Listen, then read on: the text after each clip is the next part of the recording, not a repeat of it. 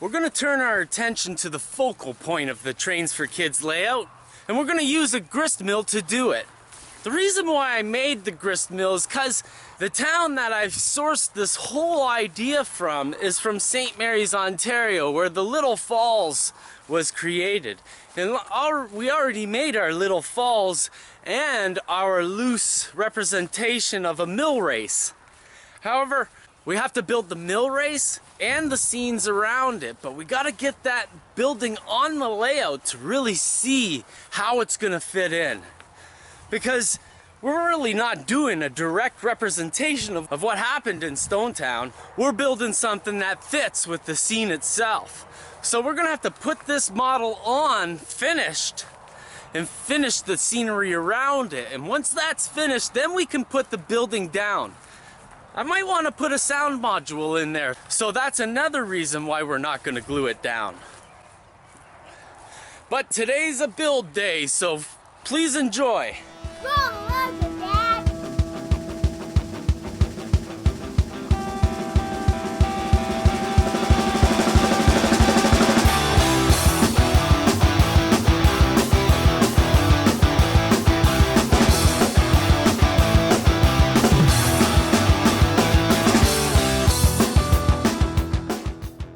So I bought these models last year from a company on eBay called Perplexing Puzzles Plus, or I don't know, the link's down there.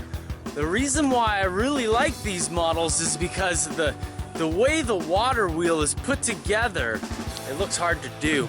Right up my alley, right? It's not really hard to do, and you'll see that in the video today. But what I want to point out is that this model wasn't built for this layout. I bought two of these kits, and the model we're building in today's show is the model I built for James L. Wright. So what you're gonna see is JLW 2000's model that I built. However, we both got the same model, and one's gonna go on my layout and one's gonna go on his.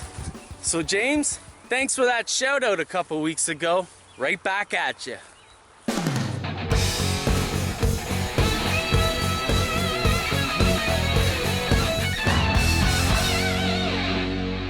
As usual, we're gonna break right into building this kit. The thing is I don't want to review parts of this kit as I would review an expensive kit. Because this is a $30 kit. In my opinion, it is an entry-level price for a laser cut wood kit. At the $30 price point, I don't expect the designer to put the amount of effort it takes to make great instructions, and it really does take a lot of effort to make great instructions. And when I'm talking expensive, I'm talking 300 bucks, maybe 200 bucks, but not $30, okay? There are out there kits that are cheaper than $30 with better instructions. But that is the exception, not the rule. So when I received these kits in the mail, I was really happy to see that it was no frills. The instructions were suitable, but had slight modifications needed to be made. You know, what happens when a kit is made is that you're creating the kit as you're writing the instructions. However, when you're finished the kit, inevitably there are a few little touches that happen along the design process. So the instructions may not keep in sync with these advancements in the kit design. So that kind of is the thing that happens with these instructions, and I don't blame the designers one bit. YouTube is a great resource for finding out the little details of how to build kits and all these things that don't come in a kit. And I'm gonna prove it to you today. This Trains for Kids project layout is gonna be donated to a children's hospital later on this year. We still have a few things though we have to add to make sure that this layout is suitable for a hospital environment. So if you want to help out with the Trains for Kids layout, go to gofundme.com/trainsforkids. We start the whole process by painting the kit. We don't want to have a fragile kit in our hands, painting it and weathering and sometimes distressing the wood. So we want to paint all the sides, all the windows, everything before we put it together. We can install all those painted windows and doors after we have painted everything. This simplifies the process a great deal. So on my walls, we want to have a nice stone wall. However, I'm not going to start with that color.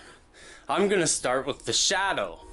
I don't want to fill up this model with weathering powders and alcohols and stuff like that. Even though it is a plywood style of wood which doesn't warp as easily, it's still not a good practice to just hammer wood with a lot of moisture. We painted the shadows black with black spray paint. Just do it outside, give it a nice coat, and let it dry completely. To add the stone coloring to the wall, I want to start by dry brushing the color on. The stone is etched into the wood, so this means that there's raised parts of wood where the stones are in the etching. In between the rocks are where the shadows should be, so they'll stay black. But so if we dry brush, avoiding getting right into all the cracks and just highlighting the upper parts of the rocks, we can start to see how the wall's gonna come out. After you have that, you can start touching up each rock or just keep on dry brushing until it suits your needs. The last step to get these rocks to pop and look really good on this wall is to add some variation to the coloring. So what we're going to do is add a little bit of gray to our concrete color to just give some depth to some of these stones. For me, this will amount to a light wash. For granite or other rocks, I'm thinking that you'd want a little bit of a thicker coat.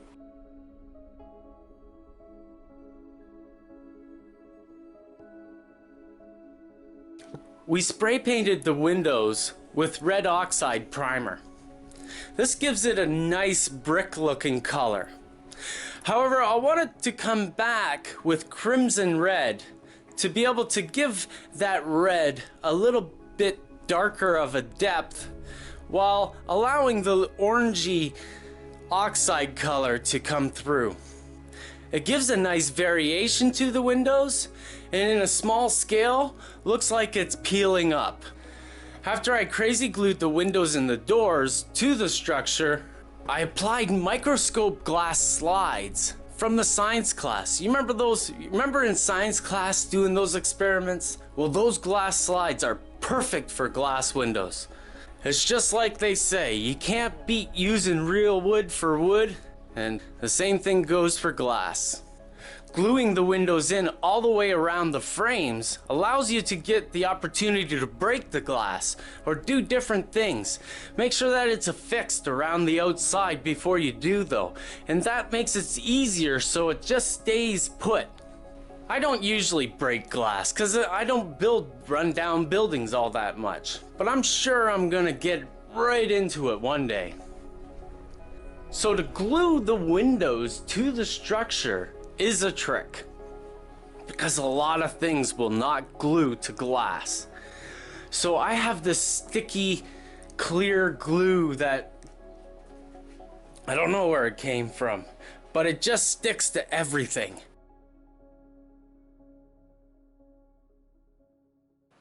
To maintain the structure of a stone building, you need to have these tiebacks that hold the stone in place, even if there's a little bit of swaying or movement in the walls. These metal tiebacks are place where we can add a little bit of rust staining that drips down the wall to add a little bit of realism to the model. And to do this, I'm going to use some water-soluble oil paints, and then I use turpentine to draw that oil paint down the wall to stain all the stone brick and to make it in all the cracks and crevices.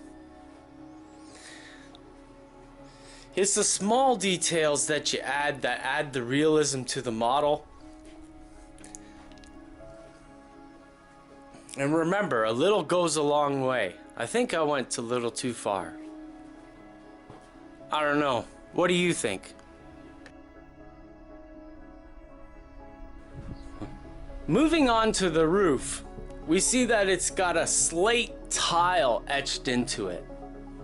But as usual, we painted it black to start with some depth. Next, I want to dry brush some silver over top of all the slate just to get an idea of where all the slate is, but also give the roof a real contrast to our depth that we created with the black spray paint. After we dry brushed our silver on, we dry brushed a little bit of slate gray on, and this tones down the silver and reinforces the brightness, but also keeps the depth because you're dry brushing. Danielson, brush on, brush off, down. So now we can finally get our structure together. The glue to use to put your structure together depends on the way you're going to get your structure together. If you have squaring blocks or clamps, you can use a glue that takes longer to dry. These days, I'm usually using a gel type CA to get my walls together. I want to do it fast. I want to get each corner squared into my squaring blocks, and then I hold them together with my fingers and get it done quick. But I've got tools, as you can see, to do this with any type of glue. If I'm out of crazy glue, I have to use wood glue, and that takes about 20 to 30 minutes to cure each corner. So it does have its drawbacks. Using squaring blocks and clamps are a great way to force the building into square while it is curing. However, try not to get crazy glue near windows. No matter the material it is, the crazy glue vapor can fog it all up. So use the glue sparingly so it doesn't squeeze out. You don't want this stuff to fog up all your nice slides or whatever material you put in for your glass. The last thing we're going to do in today's video is glue the roof to the structure. I glue the roof on with my basic wood glue. I also tack the roof panels together on the very top with crazy glue so they stay on, and then using a sandbag hold the roof panels down on the roof itself until it cures.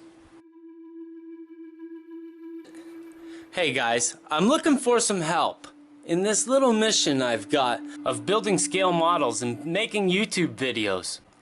So please check out my Patreon page. It's a way for you to buy me a coffee or a beer, you know, so I can wake up with a coffee or put a little spring in me step, lad.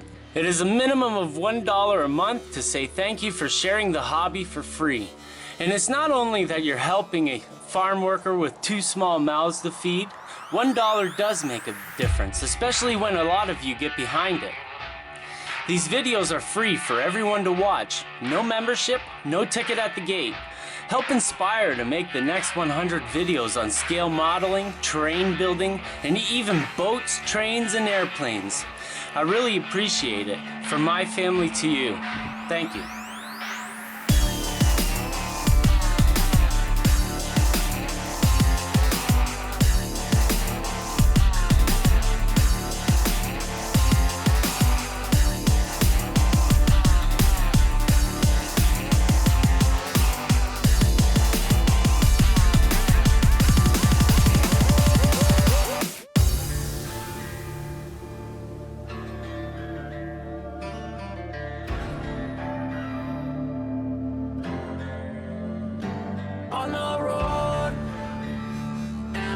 city.